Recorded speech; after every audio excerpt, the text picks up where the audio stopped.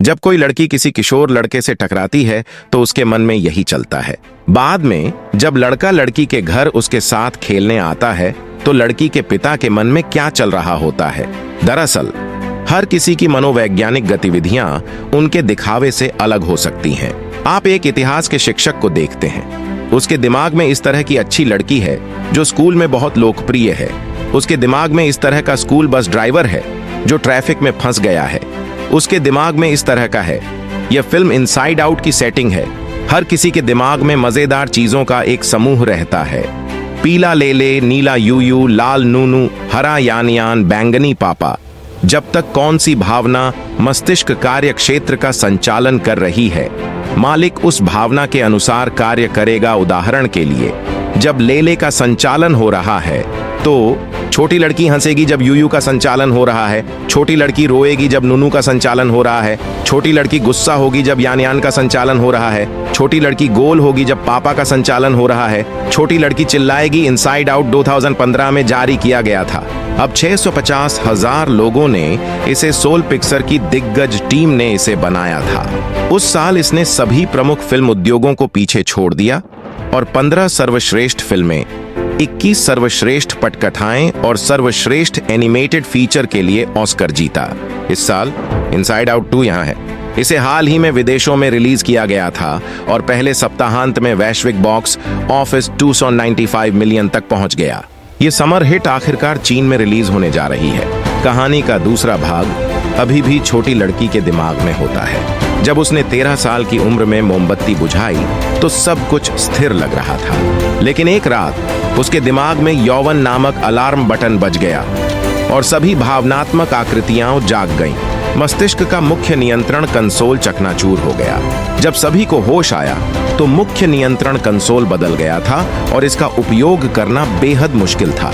नोनो ने इसे लापरवाही से छुआ। यौवन के आगमन के साथ कार्यक्षेत्र लगभग नियंत्रण से बाहर हो गया था। उसी समय एक नया भावनात्मक व्यक्ति नियंत्रण कक्ष में चला गया। वह बहुत बड़ी थी, बात करने से डरती थी और लोगों की आंखों में देखने की हिम्मत नहीं करती थी। पहली बार जब वह मस्तिष्क मुख्यालय में आई तो लेले ने उसका हाथ हिलाया। उसने अपनी मुट्ठी उठाई और उसे आपस में टकराया। यह सांगकाव है जो अपनी पीठ के बल लेट जाती है और उसे सब कुछ उबाऊ लगता है। वह हमेशा अपने मोबाइल फोन से अविभाज्य रहती है। यह मुगुरो है जो इच्छाओं और महत्वाकांक्षाओं से भरी हुई है और सभी प्रकार की सुंदर चीजों के लिए तरसती है। कभी कभी वह एक अप्रिय हरकत करती है, प्रारूप को इंगित करती है और उसके बाल फट जाते हैं। वह अति सक्रिय, पागल और मनभावन है। ज्याओ जियाओ ऊर्जा से भरपूर ऊपर नीचे कूदती है। वह भविष्य के लिए पैदा हुई है। जियाओ जियाओ उज्जवल कल्पना के साथ मशीनों को नियंत्रित करती है और विभिन्न ठोस चित्र बना सकती है जो अतीत के लिए नहीं हुए हैं। वह पहले से योजना बनाने और भविष्य के जोखिमों से बचने में अच्छी हो सकती है। नई भावनाएं अधिक जटिल होती हैं और वह पुरानी भावनाओं की तुलना में दुनिया के तौर तरीकों को बेहतर समझती है और जानती है कि हाई स्कूल जैसे जटिल छोटे समाज के साथ कैसे तालमेल बिठाया जाए। लेले ऐसा नहीं कर सकती, यह मैंने नहीं कहा। पुरानी भावनाएं नए वातावरण के अनुकूल नहीं हो सकती, इसलिए अधिक दूरदर्शी और ऊर्जावान जियाओ जियाओ नियंत्रण कंसोल पर कब्जा कर लेता है। ठीक उसी तरह जियाओ जियाओ ने लेले और अन्य बुनियादी भावनाओं को निर्वासित कर दिया। यह सही है। इनसाइड आउट 2 खुशी, क्रोध, दुख और सुंदरता के बारे में है। परित्यक्त होने की कहानी।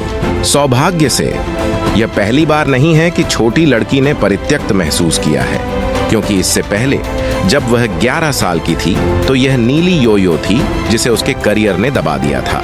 उस समय रिले पारिवारिक परिवर्तनों के कारण स्थानांतरित हो रही थी। योयो ने अपनी क्षमता बदल दी और रिले की याददाश्त और मनोदशा को उदास कर दिया। योयो को किसी भी तरह से आराम नहीं मिल सकता था और वह कभी भी गिर सकती थी, जिससे उसका मालिक दुखी हो जाता था और उसे हमेशा दूसरे छोटे लोगों से आराम की जरूरत होती थी। लेले को लगा कि योयो रिले को नुकसान पहुंचाएगी। रिले को खुश रखने के लिए उसने योयो को कार्यक्षेत्र या मेमोरी बॉल को छूने नहीं देने का फैसला किया और योयो को एक छोटे से घेरे में रखा। कभी कभी वह अवज्ञा करती और बाहर आ जाती, जिससे छोटे मालिक को सार्वजनिक रूप से रोना पड़ता और दूसरे बच्चों की फुसफुसाहट का विषय बनना पड़ता। लेकिन जब लड़की ने अपनी उदासी को दबाया तो वह इसके बजाय एक भावनात्मक संकट में पड़ गई।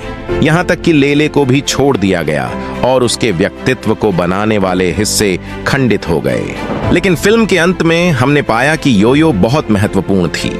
यह वह थी जिसने लड़की को बचाया ताकि वह फिर से अपने माता पिता के साथ संवाद कर सके और सुलह कर सके। हम उसके नुकसान का शोक नहीं मना सकते, हम अपनी कमजोरी नहीं दिखा सकते और हम दूसरों के साथ सबसे वास्तविक संबंध नहीं रख सकते।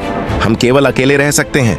बहुत से लोग सोचते हैं कि लेले पहली इनसाइड आउट की नायिका है, लेकिन वास्तव में वह है जिसे तिरस्कृत किया जाता है। दुखद भावनाएं लोगों को नकारात्मक ऊर्जा से भर देती हैं, लेकिन कभी कभी यह एक घायल और सुन्न व्यक्ति को फिर से धड़कने पर मजबूर भी कर सकती है।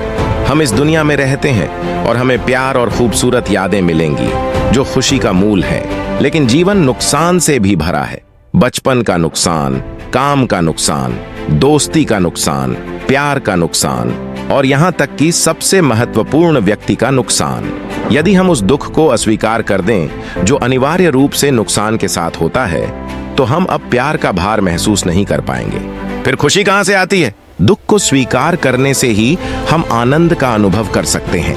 आप पूरी तरह से दुखी हो सकते हैं, अपनी दुखी स्थिति को स्वीकार कर सकते हैं। विचार, यादें और सभी भावनाएं एक पूर्ण और अद्वितीय व्यक्ति बनाती हैं। यदि उदासी को एक बार तिरस्कृत किया गया था और इनसाइड आउट 2 की किशोरावस्था में आया, तो जो स्पष्ट रूप से देखा जाता है वह खुशी है।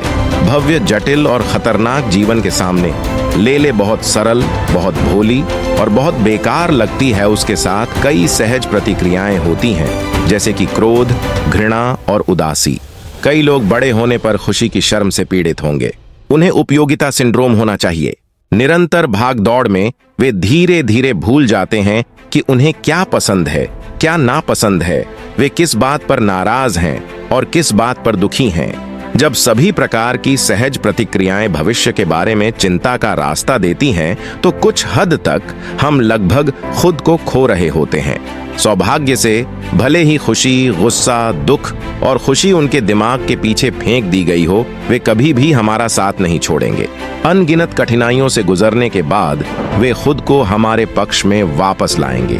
पिक्सर टीम के पिछले कामों में वह हमें वर्तमान को स्वीकार करने और वास्तविक स्वयं को समझने के लिए प्रेरित करने की कोशिश कर रही है, लेकिन पाया कि वे बचकानी और सस्ती खुशी, जैसे कि सूर्यास्त में गिरते पत्ते और ताजे पके हुए पिज्जा का एक टुकड़ा, उसने हमें इन क्षणों के मूल्य की पुष्टि करने और यह समझने के लिए प्रेरित किया कि भविष्य कितना भी अनिश्चित और रहस्यमय क्यों न हो, अतीत में गर्मजोशी और प्यार गायब नहीं होगा।